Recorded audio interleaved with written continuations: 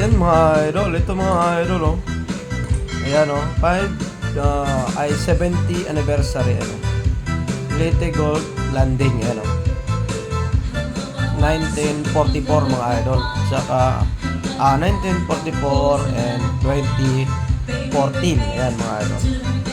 Ayan oh, meron po siyang lagayan. Ayan.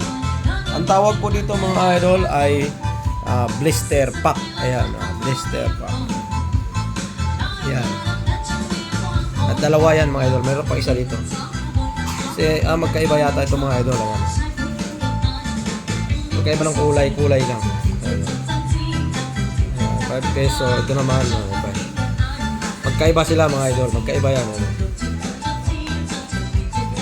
Ayan. Ito ay 70 anniversary mga idol.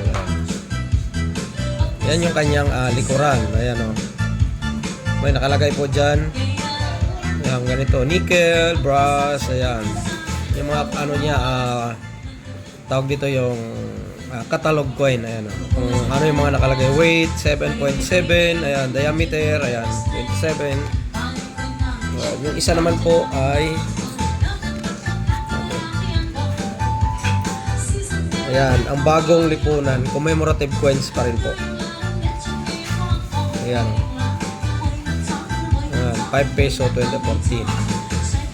Yung ganito mga idol na mayroong blister pack, ayan, nabibenta po to siya or pwede pong ibenta.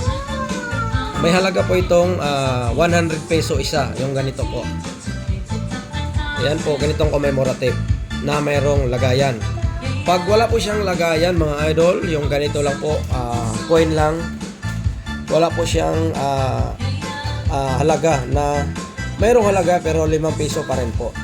Wala po siyang numismatic value kundi 5 peso pa rin. Pero kung mayroong lagayan mga idol tulad nito, ayan, nabibili po yan 100 peso isa. Agawan nyo po muna ng lagayan na ganito. 100 peso isa, depende sa buyer mga idol. Kasi ito pwede ng pang collection. Ayan, maganda siya. Ayan, commemorative 5 peso coin mga idol. Ay mga idol, maraming salamat and good morning.